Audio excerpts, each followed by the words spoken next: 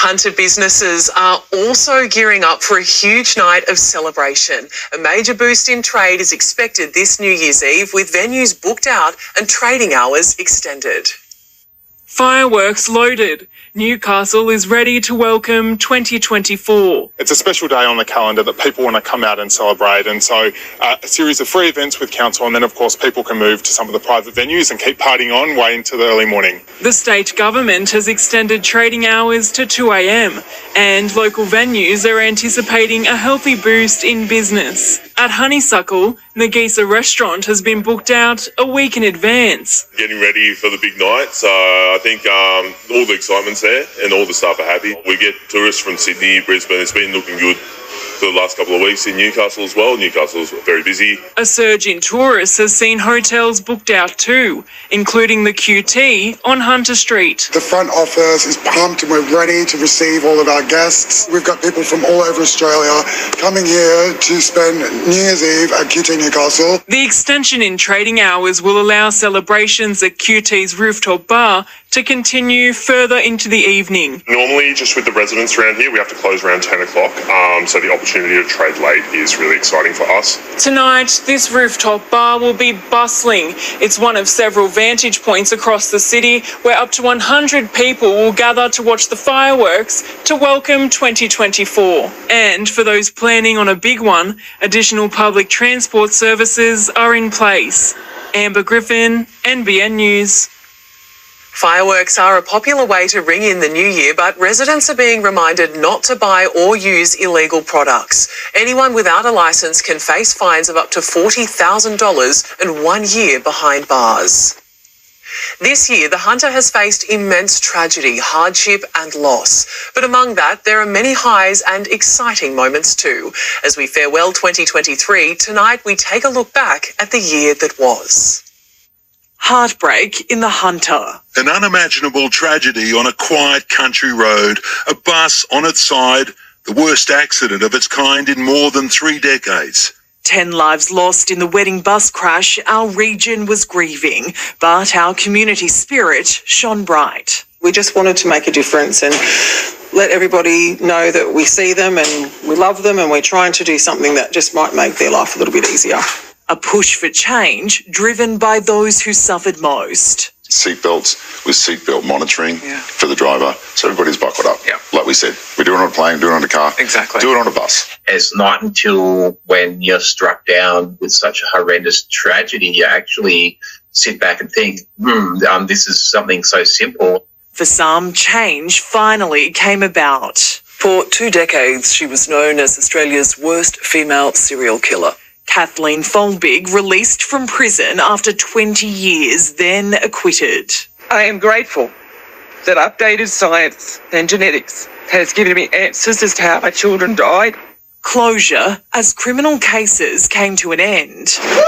For Stacey Klimovich's family, this was their moment. In April this year, Orkopoulos was found guilty of targeting 4 boys aged between 10 and 15 for a decade from 1993. There were testing times. 3 fires that became one raging inferno. The fast-moving flames going from Abermain to Kurri Kurri late yesterday, destroying property and covering suburbs in smoke. And tests for our politicians. A fight to the end for Upper Hunter MP Dave Lazell in the state election.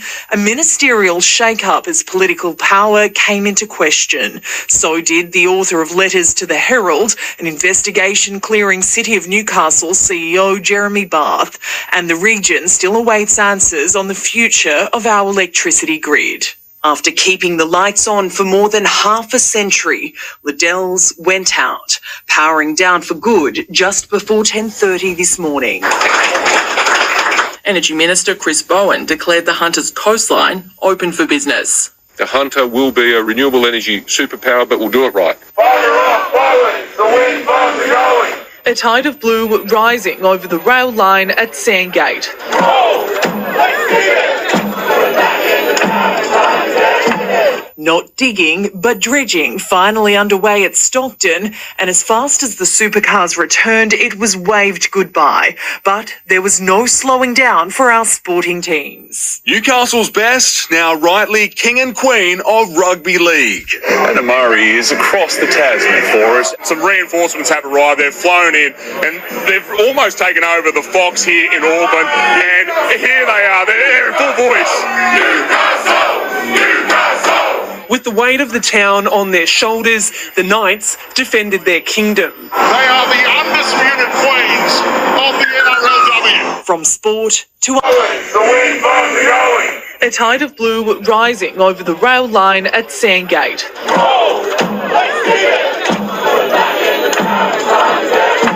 Not digging, but dredging, finally underway at Stockton, and as fast as the supercars returned, it was waved goodbye. But there was no slowing down for our sporting teams. Newcastle's best, now rightly king and queen of rugby league. Anna Murray is across the Tasman for us. Some reinforcements have arrived. They've flown in and they've almost taken over the Fox here in Auburn. And here they are. They're in full voice. With the weight of the town on their shoulders, the Knights defended their kingdom. They are the undisputed queens of the NRLW. From sport to art, stars took centre stage and the region soared to new heights. This is a rare sight few are privileged enough to see. I'm still standing. Yeah. This evening, I'm getting a feeling that we're going to have a really good time in this place.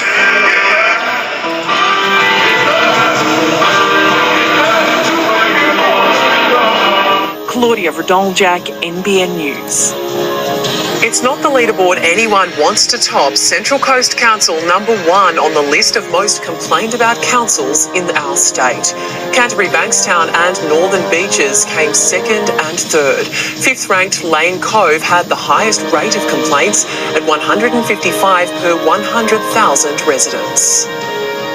Taking a look at the weather across the Hunter today, it was certainly a gloomy one across the region, topping out at 22 degrees in Cessnock, 23 the top in Maitland.